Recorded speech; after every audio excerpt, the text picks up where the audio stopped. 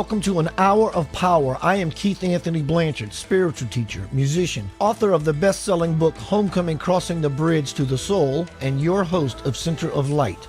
Let's dive in.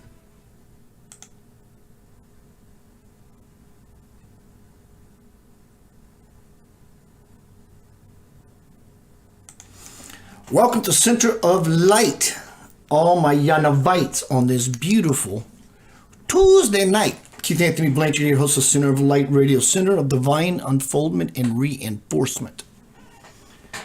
Strap in all my brother and sister astronauts as we launch for inner space. It's good to see you in this place as we share space by the grace of all that is beautiful. What is all that is beautiful? It looks just like you when you look in the mirror. How you like that? It's good to see you. I have a wonderful guest tonight. It happened just like that. I love those little, I'm not really a fan of the word serendipity. It's not big enough. It's too dainty. And I like dainty. Dainty is powerful. It's the alignment that happened, the synchronicity, the alignment. Alignment sounds good. Alignment. You're in it like a lightning rod. Meeting this gentleman, haven't yet really, but finding out about his work on Breatharianism, that's the word. I've actually explored the idea inwardly for many years. I like food. I get the benefits of not eating, but I get the benefits of eating and enjoying my food and enjoying that I'm taking something in and exchanging properties. But I initially was going to get a gentleman by the name of Wiley Brooks on the show. He crossed the Great Bridge. He is the Great Bridge, like many avatars of our age, right? And then it took about a month, maybe whatever, give or take. A gentleman by the name of Brandon Day contacted me and says, Wiley's no longer here, but I took his seat. I'm in his stead. Would you use me instead? And I said, sure. So we have a fun show, a line for you. Center of Light Radio. I do want to offer, I did post in the link. Hello, everybody, you beautiful, sexy human beings. My new bestseller, Homecoming: Crossing the Bridge to the Soul. The human dynamic. Everything's backwards, forgive me. Human dynamic. And we try. But it's really not about trying. It's about a letting go. And then you reach this point. When you reach this critical point, things get really easy really quick. There's no more effort. There really should not be any effort. Again, it's about letting go. That bestseller, Everything's Backwards, right here. The links are in this forum. You can jump to Amazon and purchase that book if you have not already. 30 years of my life compressed. It's a heck of a lot of light you're going to unpack. Same link, you can hyper jump to Amazon to leave me some stars, you rock star you, and a review of what you have read and what's led you to this place of power. Good to see you for, I'm thinking, more than an hour. I'm going to tell you about my guest tonight on Center of Light Radio. And it so happens to be, there's a gentleman that we're going to be talking about, the one that crossed the bridge to the soul. This book here, a lot of this conversation, I'm assuming, is going to be about Wiley Brooks. Powerful. Hold on to your britches. Let me tell you a little bit about my guest and Wiley Brooks tonight. I am now posting the link to my guest in the forums. Let me tell you about my guest and Mr. Wiley Brooks. It's going to get cray-cray in a beautiful way. Center of Light Radio, Brandon Day is my guest. Breatharian or Breatharianism, or simply just breathing. A Breatharian is a person who can, under proper keyword, responsibility disclaimer, proper conditions. A Breatharian is a person who can, under proper conditions, live with or without eating physical food. Wiley was first introduced to the world back in 1980. Wiley was first introduced to this type of lifestyle world back in 1981 when he appeared on the national TV show That's Incredible. I remember that show. Keith, stop revealing your age. Demonstrating, demonstrating his strength. I watched a video today. Demonstrating his strength by lifting 1,100 pounds of weights, nearly 10 times his own body weight. He says, Wiley, my DNA came to humanity by the means of the Ark of the Covenant and the Holy Grail. And all of you in the world now hold this DNA in your blood. My DNA runs in your veins, and I come now to enliven it, says Wiley. Brandon, let me tell you about Brandon. Brandon is a soul scholar from the future. Boy, this conversation is going to get fun. Brandon is a soul scholar from the future whose main teachings revolve around divining a pathway to our higher selves and into the new world. He inherited the Breatharian Institute of America. What a great seat. What a great kudos, pat on the back. From his teacher and guru, Wiley Brooks, who graduated from the earthly plane over 3 years ago. Brandon was divinely guided to inherit and further Wiley's soul work through classes and individual sessions on divining, soul empowerment, and depossession. That's good. I get a feeling intuitively that's going to be a key word here about our conversation. And depossessing, regurgitating, basically vomiting, puking, all the nonsense from all what we are not. Here we go. All what we are not, and towards our original and true nature. He leads his students on a journey of continual upward movement away from earthly diversions and pitfalls. His long-term vision is for a future that is free of needless suffering. Welcome to Center of Light Radio, my bro. All right, thank you, Keith. Oh goodness, can you hear me? I can hear you fine. It must be Wiley. Yeah, it's funny. He's jacking with you. Yeah, no kidding. Well, he gave me specific instructions, and I'll just follow them to the T. How are you, brother? Welcome to the show. Thank you, brother.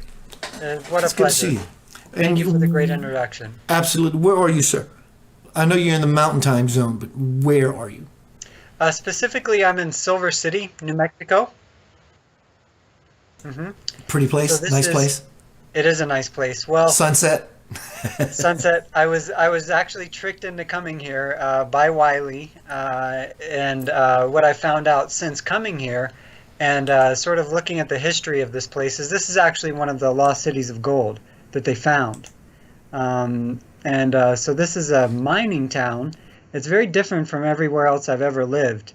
And it's part of a sort of gift that was given to me, and a gift that I give to the world is to come to areas like this and really work to heal these kind of areas. So I would have never come here if I wouldn't have been tricked, though. It's 500 years of mining. The grid here has been very devastated. How long have you been doing Breatharian? Well, so I met Wiley on That's Incredible when I was 4 years old, and that's when I consider That's incredible. Yeah, and it was a huge day of my life. My mom and I still laugh about it because she remembers very clearly, the day that I met Wiley, and so I was really born. You could say I was born a breatharian, but because I was really never interested in eating, and Wiley's work is not to. It's really not. The Breatharian Institute and Wiley's work has nothing to do with eating or not eating. It really has everything to do with being who we really are, and that our true nature is that of a breatharian, one who lives on light and breath. Now, like you said in the disclaimer, under the proper circumstances, that's really able to happen. But for me, I spend a lot of time in the world, you would say, and involved in worldly things because that's my task. I know that a lot of people are breatharian people who don't eat. I specifically eat foods that are in harmony with my higher self. I know how to find special foods that are in harmony with the higher self. I actually know how to grow them. I'm a farmer, and it's one of my primary interests is in growing and creating foods that are in harmony with the new world. Because see, Wiley was always very clear that that no, okay, I see. So something's going on here. Let me see I if just saw Brandon. I understood what happened when that little thing pops up. I think you got tick tock, tick tock, tick tock, tick tock kind of seconds to right. engage something, so it will not Yeah. go off on you. I wonder what that thing is that I need to engage. Um, Maybe just it wants some attention. It wants you to rub it. It wants you to just right. acknowledge it and press Yeah. whatever it comes on the screen. Right. So welcome everyone to Center of Light Radio tonight. My guest is Mr. Brandon Dane. We are speaking about Breatharian or Breatharianism, breathing, taking a deep breath, not necessarily having to eat food. And I'm going to, on purpose, not to challenge him. This is not it at all. Push the envelope about, seriously, about the truth and the reality, depending on who you are and where you are in your principality and your spirituality, to not eat food at all. Because I know people who literally do not eat food at all. If they eat food, they may take a bite of wheatgrass to be a part of the social event. Other than that, they do not take in sustenance. They are sustenance, divine sustenance. Brandon, are we back, brother? Are you okay? You want to Yeah, continue as it we're is? back. Yeah, I just switched my cam to the regular webcam because I think that just might be a little more successful. I'm not sure. I've never done anything on Skype, so I really don't know what to hit to keep the camera alive. I don't mind if you don't mind, but whatever you want to do, if you want to keep it this way, I will put your promo picture right here. If that's what you want to do, sir. Whatever you choose. Oh, can you not see me right now? Is that what you're saying? Actually, no, I cannot. The camera Oh, must be muted. well, let me see if I can fix that then. Um,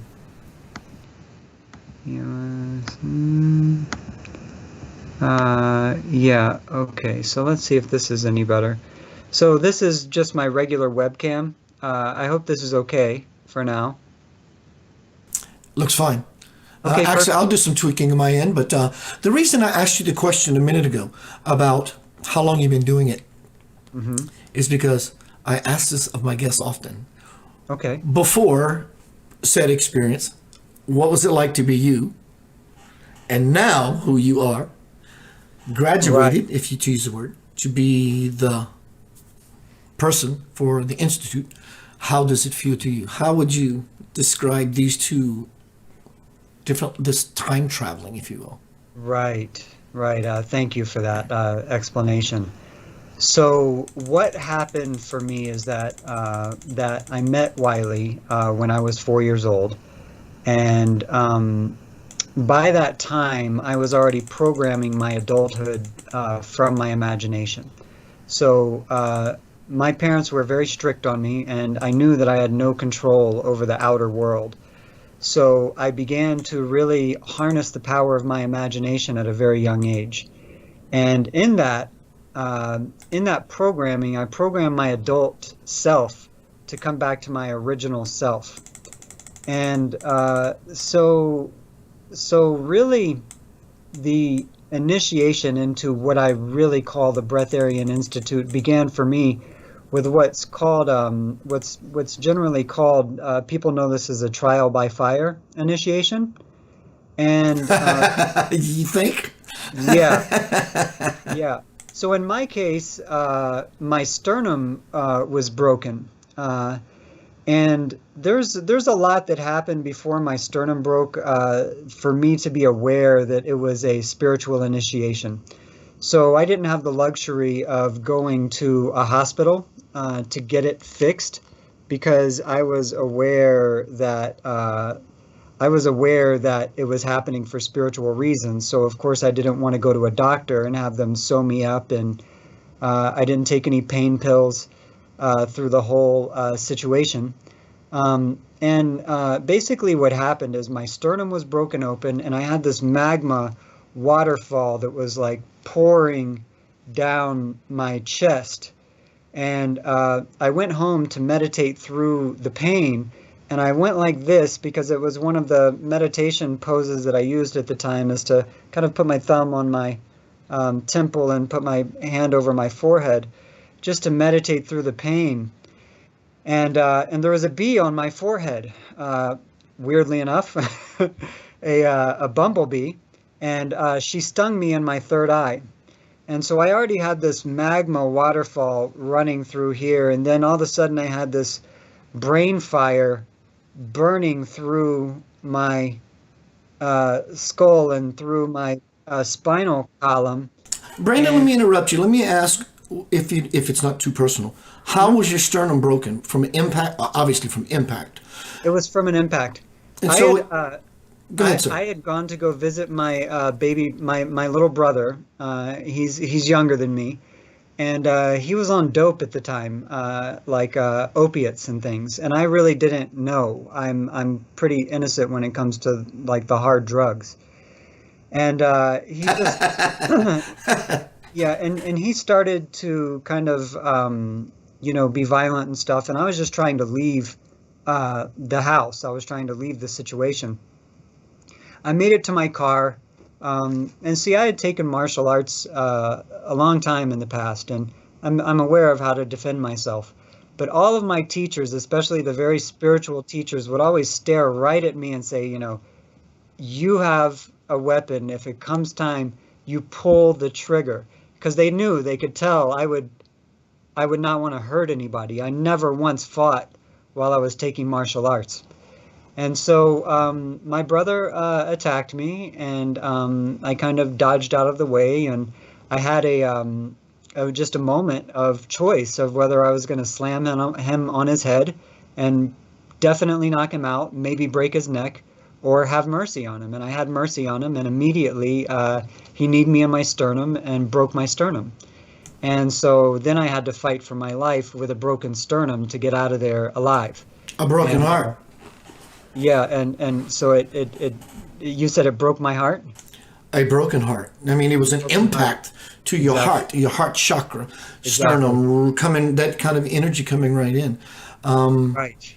How does it feel to be you now, as opposed to It's when? very different. So one of the differences that I really notice is is when I work with students that are now coming into the institute, it's very clear that I'm one person. It's the trial of fire really burned everything away from my system that's not me. It burned away everything that didn't belong to me. So really the only part of me that survived is the part of me that's made of fire. And so the difference is, I think before I had a lot of confusion. I didn't. I'm straight as an arrow now, kind of feeling it in myself. I think I was very confused before this, but after this, I became very aware of who I am as a creator, very conscious of my creation, and just very careful as a creator of what I'm going to create in this world.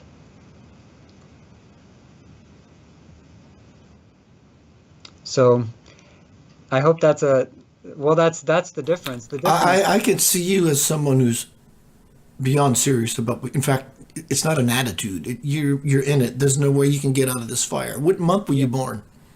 Speaking of Oh, fire, yeah, well, April 30th, I was born. Just is to that a give you fire? Is that a fire month? I don't know.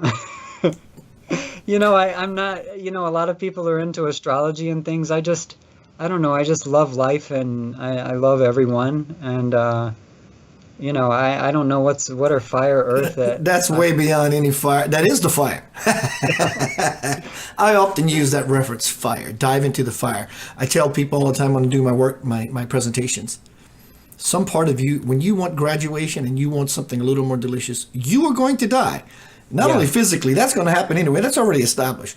But Yeah. what you know as you is no longer going to exist, because if you knew everything already or in it already, you would be there. And since you're not, you have to throw that in the fires of worship. And worship of what? And worship of simply wanting to be in the fire. You can call it God, you can call it whatever you like, breath. I just want to be in that thing that gives life and sustains everything. And when you do that, that kind of calmness, that kind of bravery will get you everything. It'll champion you up Mount Everest really quick. What'd you say? Yeah. Yes, definitely. Well, it's funny you know how they ask all the kindergartners, what do you want to be when you grow up, which is like a crazy thing to ask a 5-year-old, you know? But you know, you have all these choices of, you know, doctor, policeman, and then they said fireman, and I'm like, well, that's me. I'm a fireman, you know? Right? You know, Right. because I just knew from the beginning that I was made of and come from the fire. Is New Mexico your home place? Meaning It is. it's where you're from?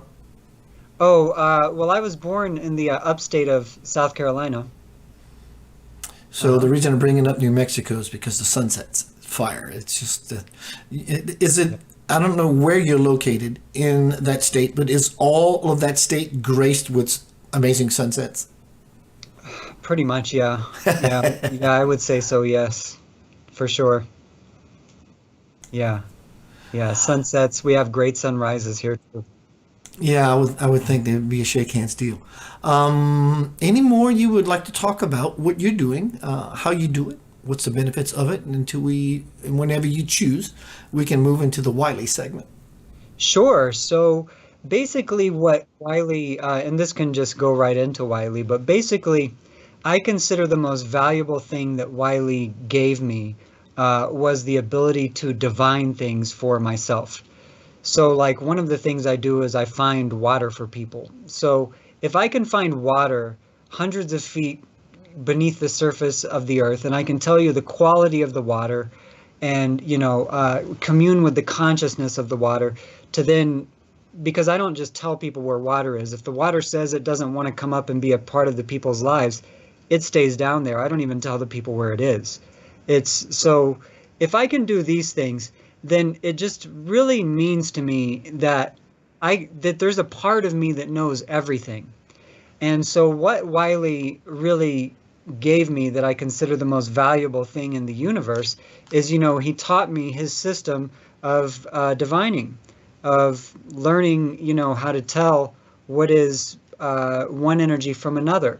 So in this way, this is what helps me to be able to find foods, to find what's a poison, and to basically use the physical environment around me to magnetize and help my higher self to become physically dominant over the physical self.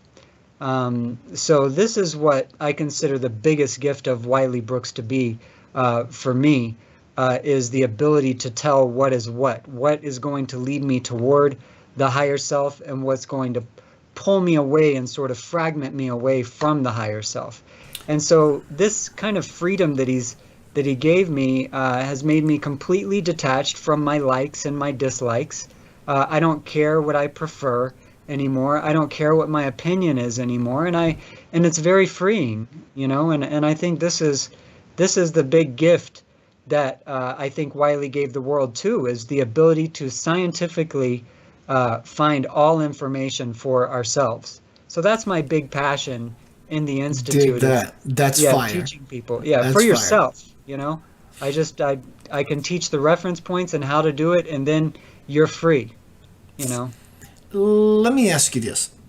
When you do pendulum or divining, do you stick with the model of yes, no? I know it to be for me, and I know it works. I could sit here with you and say, how many siblings does so and so have? And I'll name one, and it'll move into, and it'll move, and I'll get it. And I've done this many times, but not that Yes, I'm trying to convince you. yes, But I went on the yes and no system. So you have a small language, huge language, because for me, when I divine or pendulum, yes is this and no is this. And I'll say, if I'm not sure what it's doing, I'll say, can you give me a more definitive answer? And then it'll swing very wide or pendulum back and forth very wide. Right. yes. So, can you give us just a small idea of your conversation, your language with divining? And I told you I was going to let it announce itself when I would reveal that surprise All right. shortly. So, can you give me an idea of what it is when you divine, how that works Sure. for you in your conversation?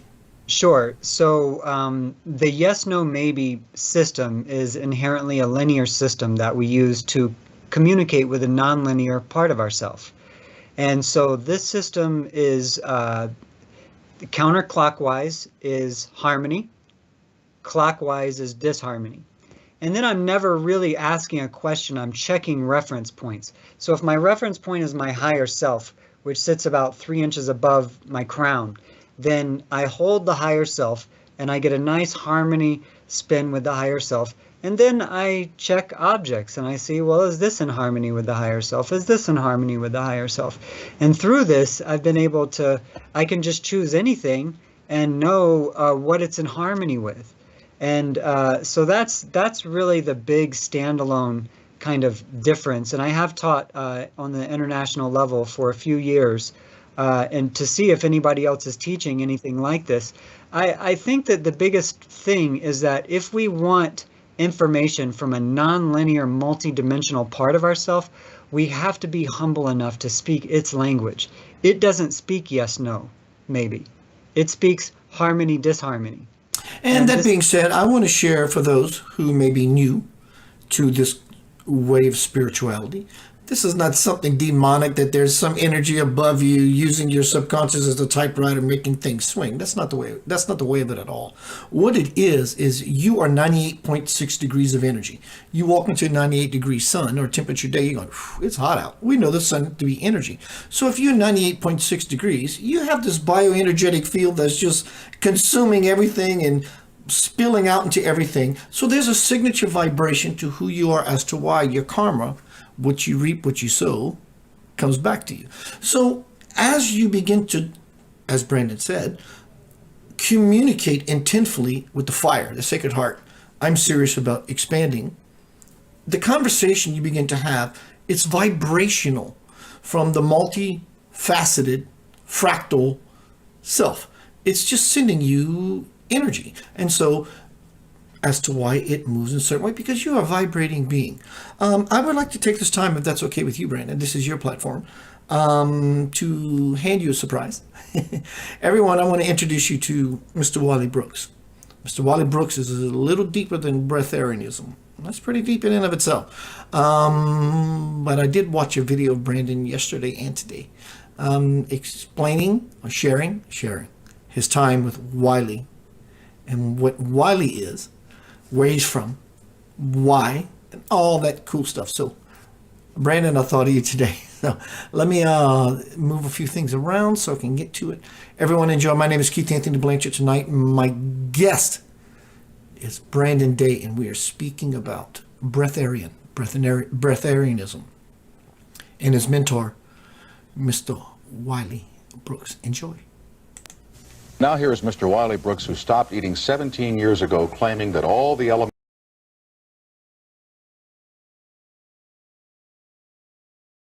And if it sounds hard to swallow, we're going to find out now from the man who knows. Would you please welcome Mr. Wiley Brooks? Here he is. Wiley, welcome to our show. Thank you. I want to ask you something. You haven't eaten for 17 years. You have not had a sandwich, a hamburger, hot dog, pretzel, a piece of roast beef, fish, vegetables, nothing for 17 years. Right. Well, let me explain what breatharianism is first, if I might. Breatharianism But you haven't eaten for 17 years, right, as we know it. Right. I don't eat, yes. Breatharianism is a philosophy that believes that the human body, when it's in perfect harmony with itself and nature, is a perfect breatharian. Now, all of the constituents that we need is taken from the air we breathe. And the fact is, there is only one thing that keeps the human body alive, and that is breathing. The food that we take is the same as any other thing we take into the body, as it becomes a habit. In other words, eating is an acquired habit, just like drinking alcohol or smoking cigarettes. Mm-hmm. Well, does that mean that when a baby is born, you don't have to give it anything to eat, no milk or anything? No, that would only work if the mother was a breatharian. Because we don't come into the world as breatharians from mothers that are breatharian, before we even get started, our blood is poisoned. You see, we already start at a disadvantage when we're born. So because of that, a person needs to be an adult, and that's why I don't even lecture people who are young about being a breatharian. First, you must kick the habit of eating. You see, we've done... Yes, that's right. How did you kick it? Yes. Well, in my case, I had a real good reason for wanting to do it, and that's the reason, that is the thing that will help anyone. Go to a bad restaurant every night, that'd do it, wouldn't it? That helps too, right. But my main reason was that I was getting old, you know, and I was, my hair was falling out, And my father bald very early, and of course the answer was that it's hereditary. And I hear that all the time. Every time a person stumps his toe, it's hereditary, you see. But I didn't accept that. So I did not want to get old. I was at 28 at the time, and I'm almost 50 now. Well, 46. So, and I decided... Let me tell you how you kill him, you say. And would you believe, Tom, I'm 97 years old. I say, holy cow, look at this guy. This is unbelievable, you know. Well, I like to say that sometimes, but the feeling is, and what I found to be an important thing to inspire people to look into this, is the fact that all of the things we've heard about, we must get old, and we must get weak. And I think I heard when I was a younger person that a man is twice a child and once a man. And that is not the case. When a person gets older and wiser, he should get younger. He should not die in an unhealthy body. And this is very important. The issue here is not whether I want to die early or whether I will live a long time or not, and that comes up all the time. But the quality of life that I live is the most important thing. And there is no way of having perfect health or perfect happiness without having perfect health. So, do you breathe, do a lot of deep breathing and things to get the whatever is in the air that's good for you into your system? No, I don't have to do that. And one of the reasons why I was insistent on finding out how the body worked is because I had always heard that the human body was created by the Creator in perfection. And obviously, if something is created perfect, there's nothing you can do to it but make it less perfect. And that's exactly what man has done. The body was created perfect. It needed nothing but the breath of life which comes from the creative source, God or universal intelligence or whatever name you want to put on it. In that state, man was perfect, and all that we have done to it is that we have taken it from that perfect state to a lower point of consciousness. And that is why our environments and everything that is in our lives are where they are, because of the quality of our blood. You live in Boulder, Colorado. Yes, that's true. They have nice air there, you know what I mean? Yes, that's right. What if you live, forgive me, now this is a great city I'm going to mention. Yes, I But understand. what if you live in Secaucus, New Jersey? You know, I mean... It would be a problem. Oh, what? Yeah. I think it would. Now, maybe I'm not right. I shouldn't say that so directly because I'm not too sure about Secaucus. But I know there are a lot of industrial plants in Jersey, right? Yes, sir. And that would be a problem. And that is one of the major problems. But clearing up the problem does not happen by trying to do it from the outside. It must be done from the inside. Man's environment is the direct representation or the reflection of what man is himself. So actually, to clear up our environment is necessary to clear up the blood of the people. You see, a breatharian is probably more concerned with the air than a person who's eating it. How many breatharians are there in this country, would you say? I don't know of that many. I know of several people that have, for instance, there was a young lady who stopped eating when she was 9 years old and she didn't eat anything for 10 years. And there are other people that are at varying degrees of breatharianism, you see. So there's another thing that's... I've got to ask you this one on the air. And you're asked it all the time. Right. We read that the hunger strikers in Belfast died. Right. You're living. What's That's the right. difference? What's the difference? The difference is, very importantly, they wanted to die. And I get this in my lectures all the time, and people do not realize there is a big difference in a man stopping to eat who's trying to kill himself and a person who's not eating because he's trying to improve his health. You see? That is the difference. Health is the thing here. Breatharianism just happens to be a word that seems to be new, but it's been around as long as man has been here. But man has a choice of eating or not eating. I am not against eating, and one of the things I'd like to point out right away is I don't recommend fasting. Now, I know everybody thinks they should run out and stop eating, and I don't recommend that, because that is not the way to do it.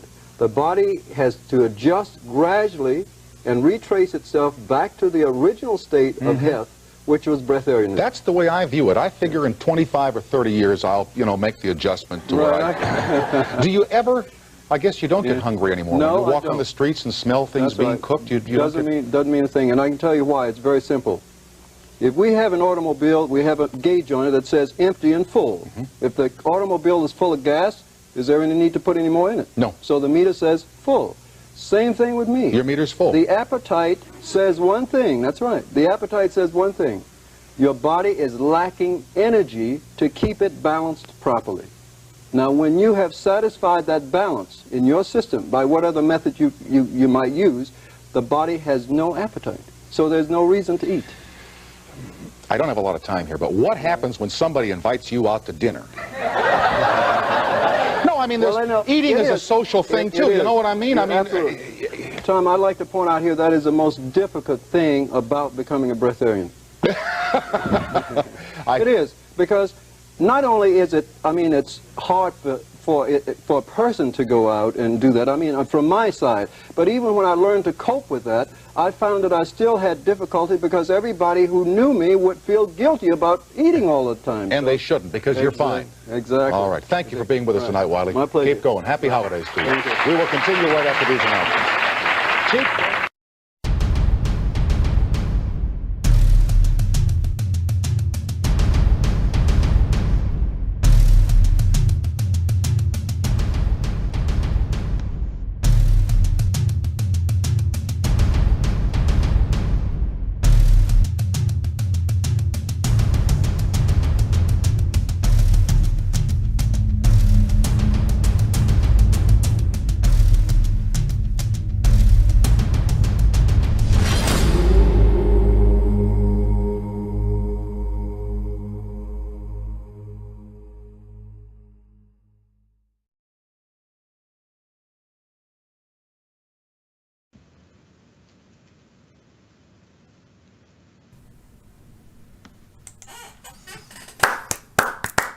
Welcome back to Center of Light on this beautiful Tuesday night. How are you feeling right now? Just do a quick inventory. Don't judge. Fall in. Fall in beyond you've ever let. Just fall. How do you feel? Don't you use words to describe how you feel. That would be a great detriment. Just, how does that feel? That's your gauge. It's your barometer of where you are. So tonight is my guest, Breatharian is our topic. My guest is Mr. Brandon Day, and we're speaking about now his mentor, Mr. Wiley Brooks. My bro, welcome back to Center of Light. Thank you for joining me here. Would you like to move into this segment as you wish? A little more about Wiley and what he is, where he is, what this is all about in a more cosmic kind of way? Sure. So Wiley was what they call a walk-in. Do you think your group is aware of what a walk-in is? I think so. Okay. So Wiley walked into the body. I've met a lot of walk-ins because I've made it my business to become educated about walk-ins. And none of the walk-ins that I met besides Wiley was aware of their birth, of walking in. Most of them had a process of figuring out what that was. So Wiley consciously walked into a 6-year-old body. And from then, he was known as Superman in his neighborhood, amongst his family. He's legendary still amongst his family with the things that he could do that were just unlike what other people could do. And his walk-in was because of a little boy was drowning or kind of thing, yes? No, the little boy just walked into the river and Wiley was born. So, yeah, there was a water component. Okay, please continue, sir.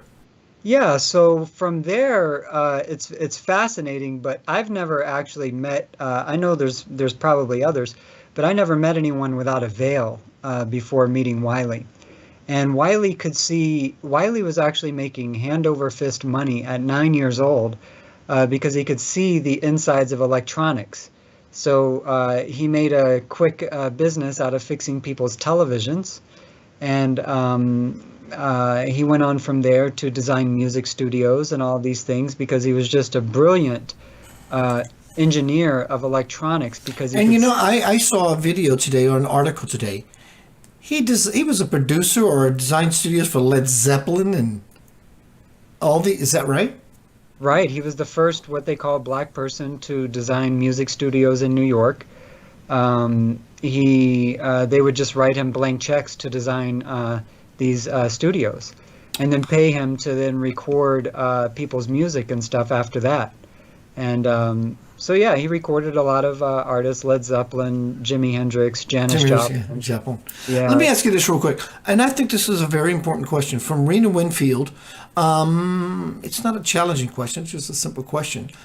Being a health nut as he was, I don't mean health because he goes to G and Z, health nut in a divine way. So when did Wiley die, and what from? I think it's very relevant. Right. So Wiley died roughly, or Wiley left the body. It's really a false misnomer that we could ever die. That's really impossible. But he left the body a few years ago. I believe it was 2018, and it's actually, he had some prostate issues. I know that much. But he died under very mysterious circumstances. They did not contact the next of kin. Nobody actually saw the body. And they contacted like a distant relative that Wiley didn't even know, really, to come get his things. And nobody paid for a funeral or anything like this, and nobody ever saw his body.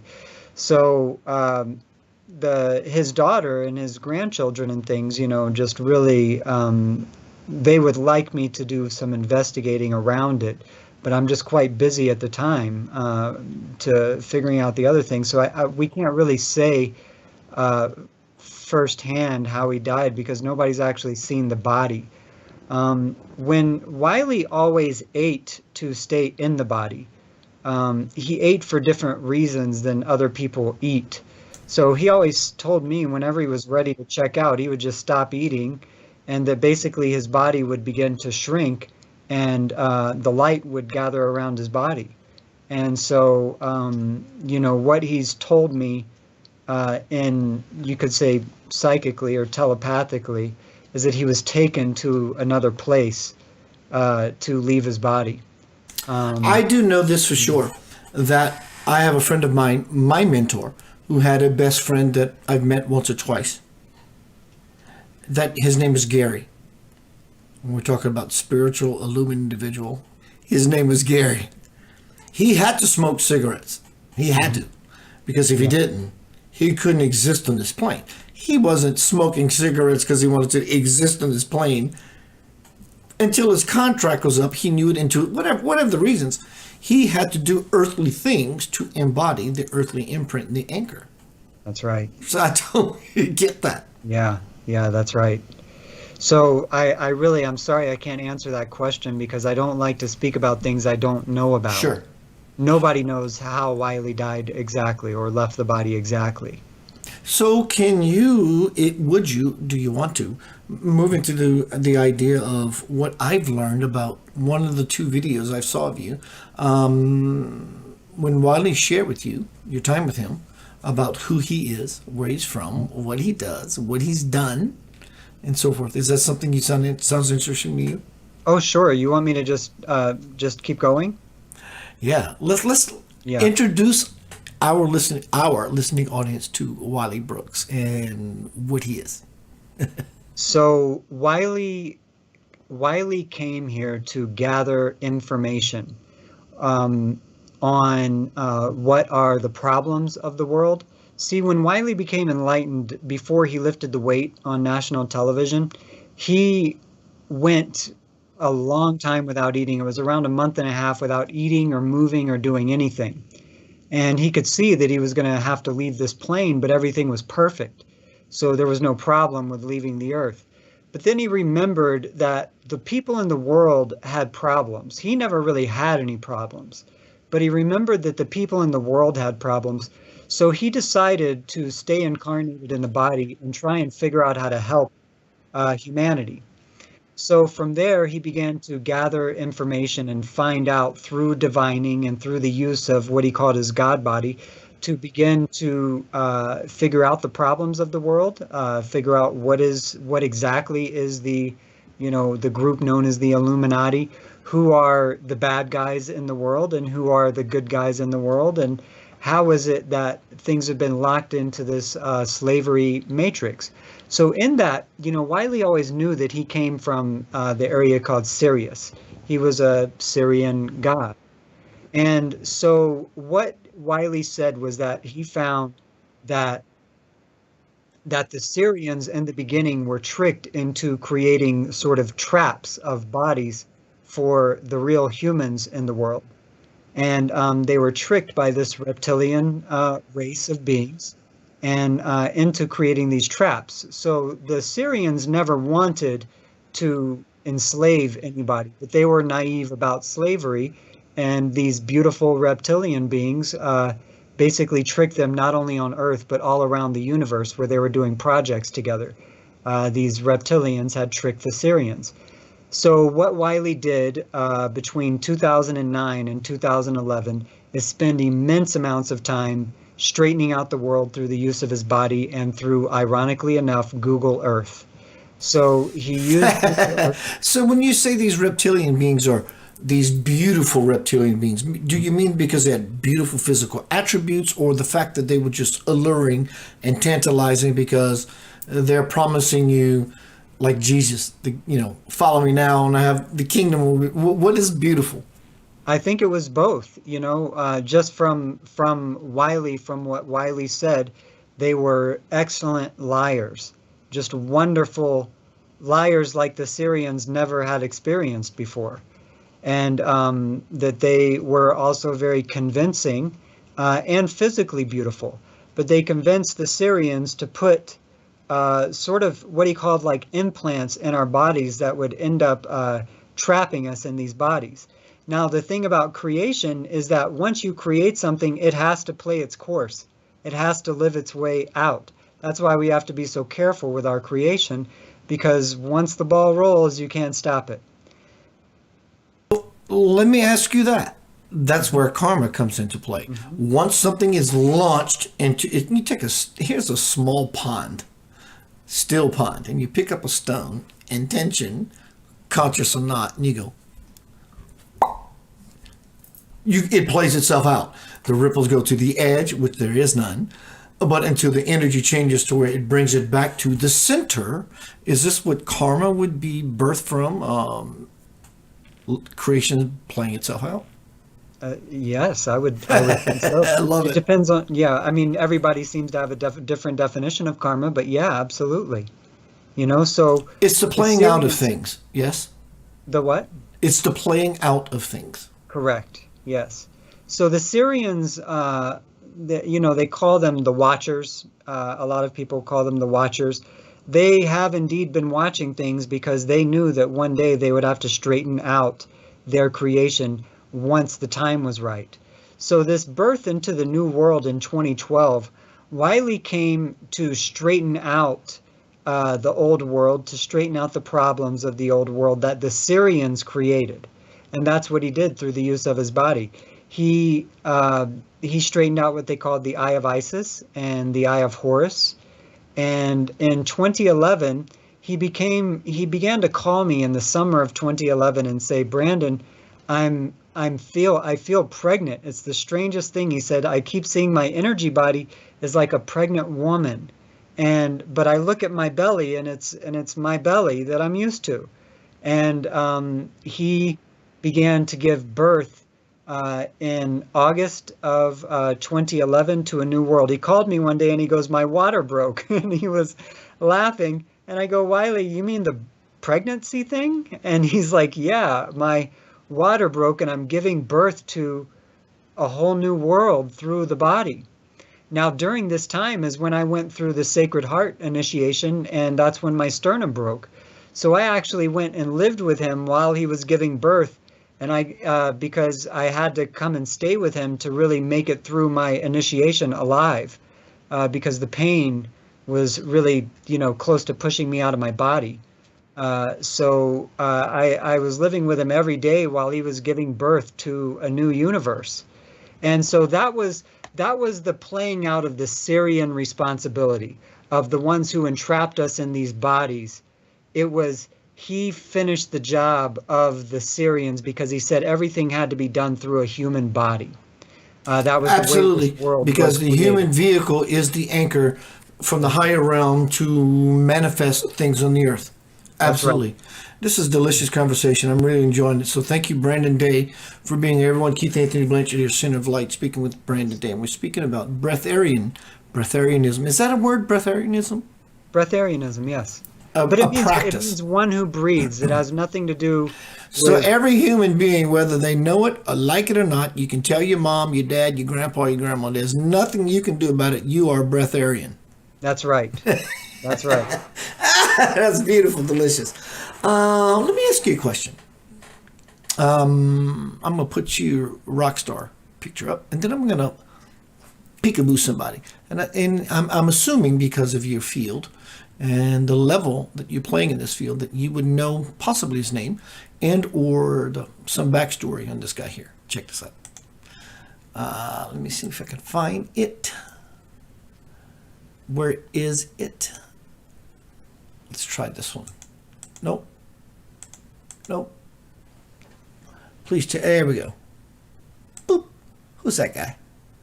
Oh, well, I know this guy, but his name is escaping me. Who is this? Is it? I'm not doubting. I'm not asking the question because is it true? But I'm asking, is it true? It seems legit to me. I have an intuitive base that I really understand, that understands me, and together we dialogue. This is the real deal. I'm a Southeast Sai Baba guy, so I know about the Hindis, the avatars. In fact, there's one present in my life today by the name of Swamiji Viswayogi. God on earth.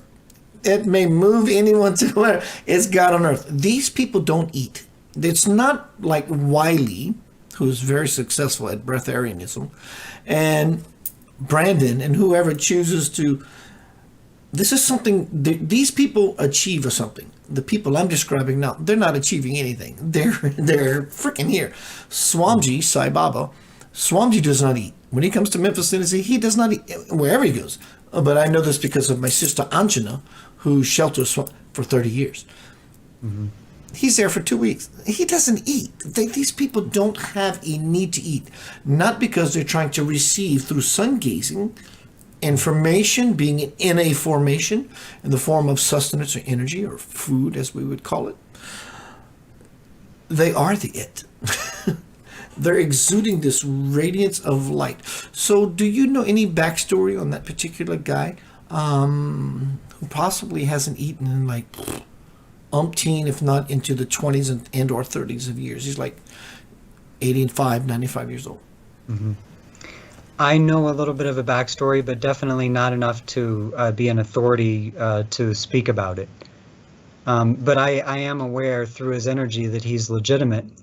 And, you know, it's a thing that I've often looked at of what are the difference between the mystics there and the mystics here, you know, and the way that they've been allowed to keep their temples and their lineages and those kind of things there. And because I often said to Wiley, you know, you could just move to India because we have an Indian family here that just called Wiley God. They knew Wiley, and they're still my family, and they just say Wiley's God because they knew him, they spoke with him, and there's just no question in their mind about who Wiley was. But those of us who are living in this world, you know, who don't have the temples, we don't have the followers, you know, we're not able to, you know, we have to work and these kind of things. Like these mystics, they get to perfect their spinal channels in a way, and, you know, they have a luxury in a way that people in Western civilization don't have. And so it's just my opinion that we just have different jobs, and they are holding the light for everyone, while it's like the Eastern world or is connected to the ancient world, and the Western world is like the modern world. There are two sides of the coin, and there is a coming together of those two sides of the coin, and I consider these people to be sort of masters of the coin, you could say. Fantastic description. From the chat room, Robert Harrison asked, how about breathology? I've never heard that term before, Me neither. but Robert, would you give us a little more information on what you call breathology? What came to me intuitively was rebirthing. You ready for this, everybody? You want to jump into the fire? What is rebirthing, Keith? Ask me. Hey, Keith, what is rebirthing? What is rebirthing, Keith? Thank you. Somebody's participating. I don't know why I'm going to do this, but I'm going to do it for the sake of doing it.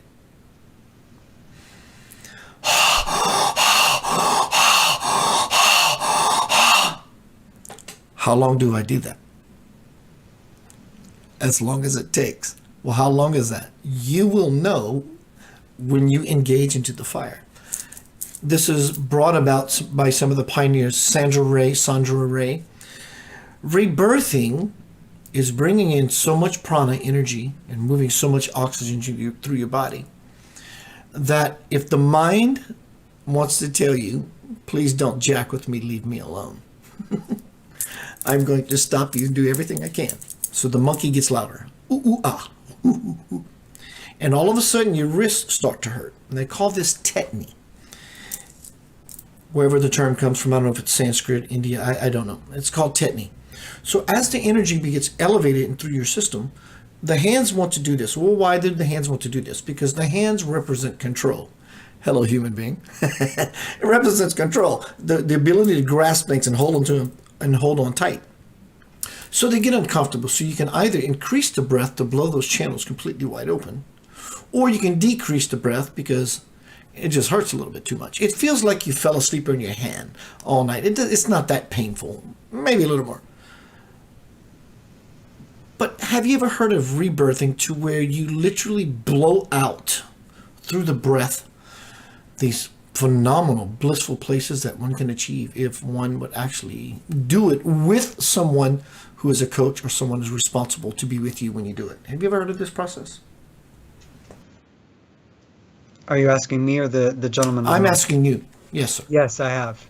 Yes. Have you ever done it? And can you share something with us that The breath. isn't it something you're already doing now as a breatharian?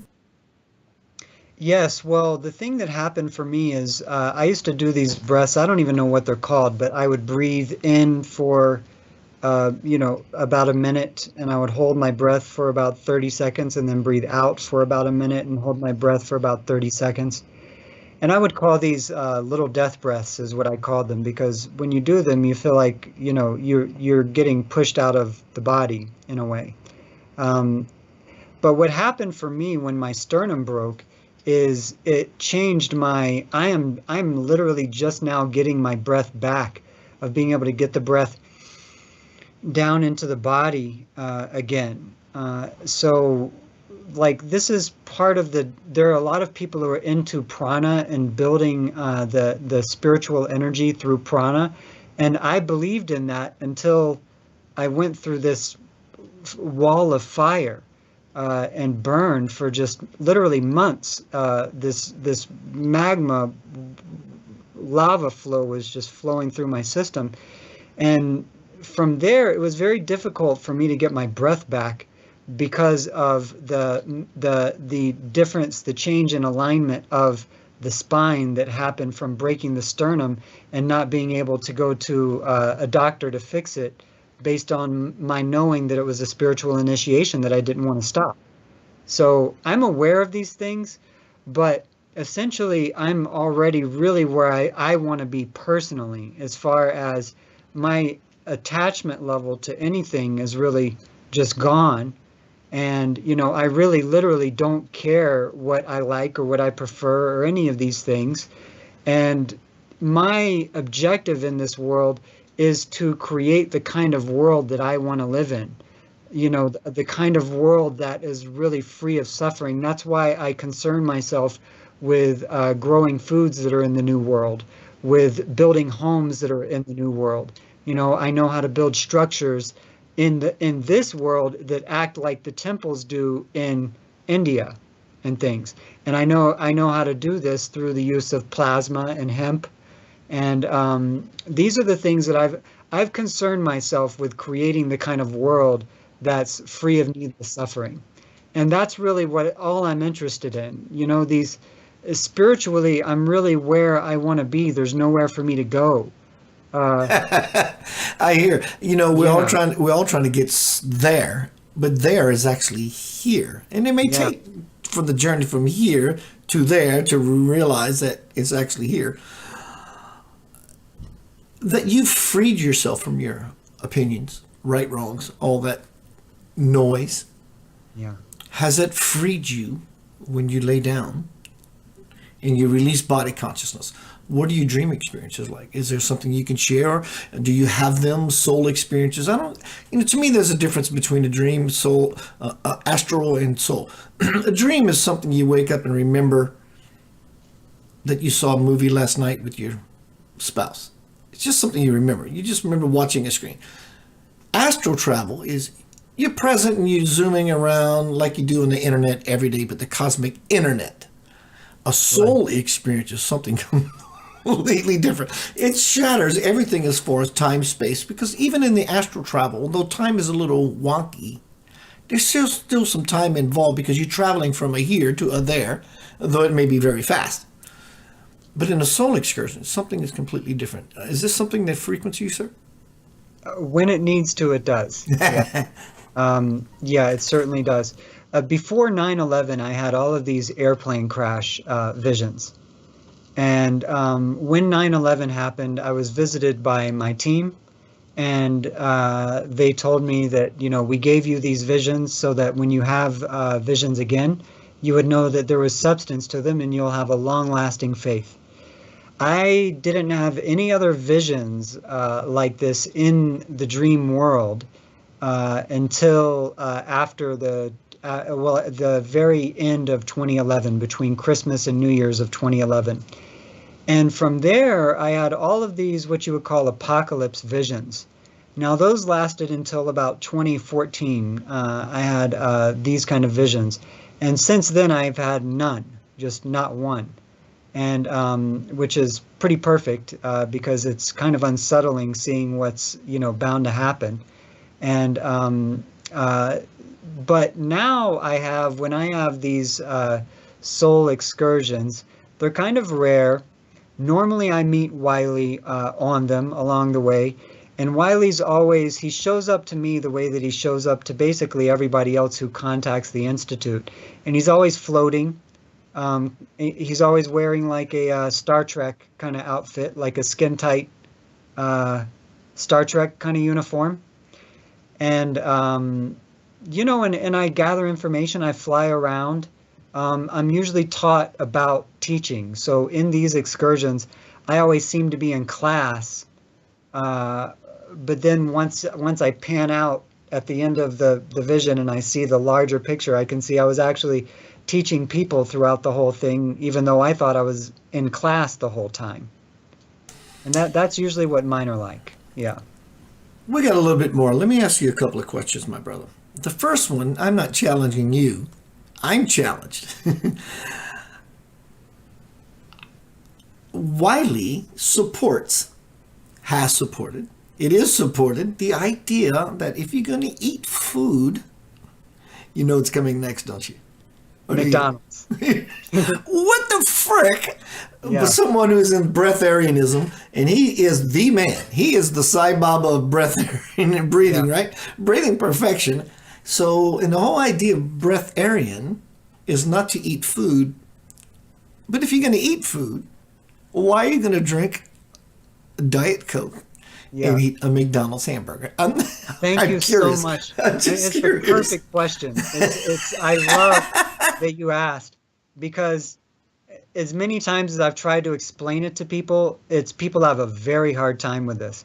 So when I'm divining what is a food, it's all about the energy signature behind it. See, I was on organic food for a decade before I met Wiley as an adult. I had done colon cleanses, the whole 9 yards. There was no way on earth I was planning on ever eating McDonald's, or much less drinking Diet Coke. So the energy that is in these foods, see, you've got to think of one thing in specific. Wiley gave that as a one food that anybody anywhere in the world can get, period. That's what it was about. Now, when you look at, Wiley said that he and I are the same being. he said over and over again to all the other students in the Institute, Brandon and I are one. So why is Brandon passionate about farming?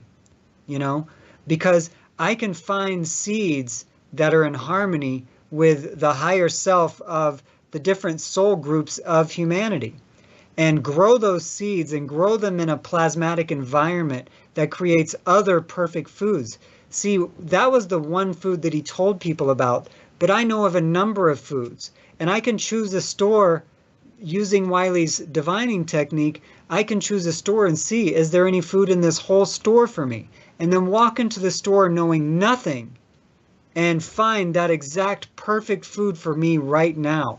And I can do it. And if I may interrupt there, for those who are curious and you don't carry around a divining tool or a pendulum, maybe you're aware of this technique, Brandon, which is you grab a something, food, drink, whatever it may be, and you hold it up to your liver.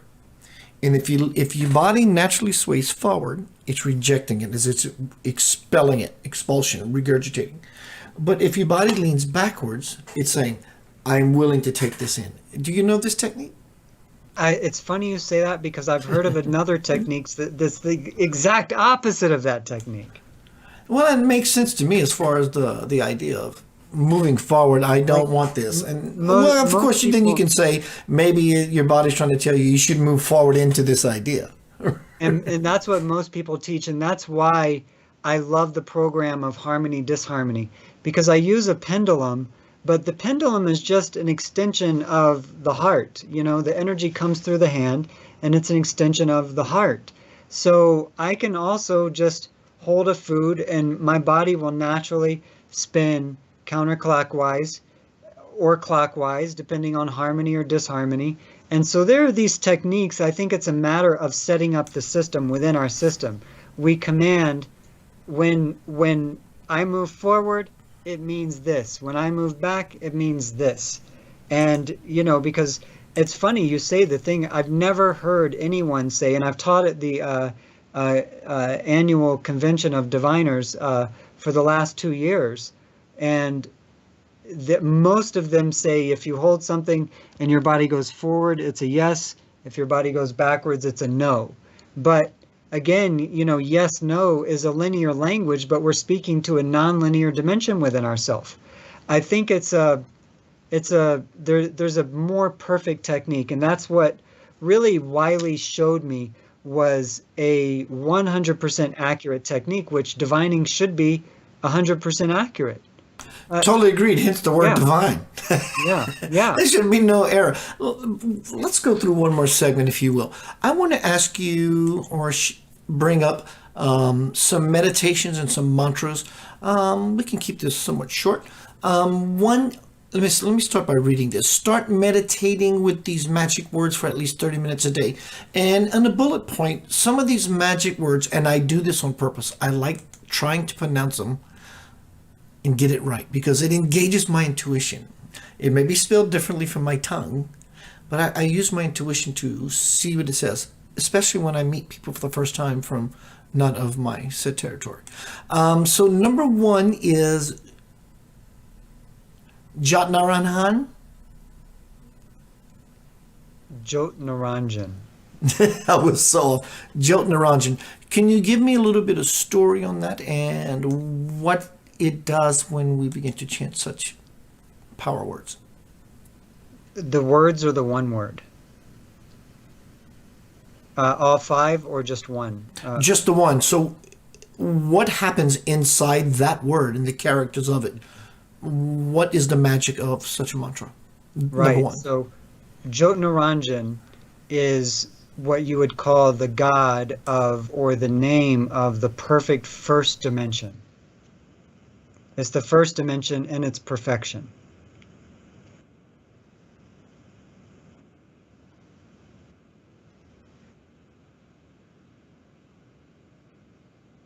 It's Number actually two. so it can. So the original word is Onkar. Onkar. Wiley used Omkar and Onkar because he said that when his group established the lineage of gurus in India, it was Onkar. But the world got so backwards that we actually need Omkar. So in the Institute, we sometimes switch between Omkar and Onkar, depending on if we're cleaning up the worldly things or if we're ready to create the perfect second dimensional world, which is the Onkar. So are these mantras to perfect levels? I'm assuming, maybe I'm wrong, because I'm going to number 3, which is Rarenkar. So are these levels that one has to clean up one's multidimensional self to keep moving? Because I'm just going through this in my mind, because I see number 4 is Sohang. Is that somewhat similar to Soham? But let's go with number 3, Rarenkar. What is that? Yes. So Rarenkar, what these 5 words or names do is they build the perfect world within you for you to then move into. And I can say that because I moved into this world after going through the fire and using these words to establish a place for me to move into. So if we're creators and we're constantly creating these names or these words within us, we want to be creating the perfect world for ourselves to move into. And essentially that's what these 5 names are, is we're creating, because I'm not only speaking them within myself, I'm hearing them, I'm seeing them, they're bursting forth in my imagination as a creation for then me to migrate into. Yeah, you are these words are they're living words inside of you. I've done some research all of my life, and some of these divine incarnations, these masters like Paramahansa Yogananda and others, who have been chanting Mani Padme Hum, Soham Mani Padme Hum, whatever. That when this person passes over, you go to pay your last respects. That these people actually hear this mantra coming off of this being. So it's about integrating certain levels of divinity. So is Sohang, is that how you pronounce it? Yes, that's how Is I that pronounce the it. same or a different version of Soham, which would be the in and out breath of God? Soham, is that the same? They don't have the exact same signature. No, not that I'm aware of. When I'm saying the Soham, that's a different feeling to me around that breath. The Sohang is a place. It's a dimension. The Buddhists, they actually breathe in through the nose, out through the mouth, in through the mouth, out through the nose, hold one nostril, in and out. And they have all these different variations of breathing. And they will tell you that each breath takes you not to a different place, but a different space within yourself, a different dimension, a different reality. However you choose as to why you do certain things, and possibly, I'm assuming, but as well to open up different channels as to why you do certain breath techniques. Is this some of your way of changing nostrils and patterns? I don't. So the pranic group, their teachings these are already in the world. Anybody who really follows Wiley or even the current Breatharian Institute, we contain a group of information that really other people aren't talking about so much. I think that the reason that we don't go into the pranic things is that there's a lot of other places people can go for that. My primary interest is in helping people to scientifically manifest their higher self in this reality by using the physical world, because we created this world where the physicality would have a certain amount of dominance. Otherwise, it would be just like the world we came from, where we could think and create what it is that we wanted. So what we teach is for people to use the physical world to create a space where their spiritual self can dominate the world. And our last one, what about Satnam? Satnam is the word of the 5th dimension. It's the perfect 5th dimensional world. And so we use these words in succession, or these names in succession, to create from the bottom up a 5th dimensional world for us to then migrate into. I really enjoyed my time with you, sir. I'd like to finish one other point about By all Wiley, means. if you don't mind. By all just means. to finish Wiley's story. So after giving birth to this universe through his body in 2011, Wiley said basically his work was done. And so from there, he gathered information about what you would call the archons, the bad guys, and these kind of things. And what he said he was doing was collecting information so that he could move above this world where he's considered to be the what they call galactic commander of the human mothership. And he's overseeing, according to Wiley, he's overseeing the Ascension project up to the year 2064. And he's making sure that humanity is free to go through the ascension process between now and then. So that's in a nutshell who Wiley said he was Galactic Commander, and that he was here to straighten out the world and then oversee the Ascension project so that humanity could go on unencumbered by the bad guys, if you will, who are trying to keep us from ascending.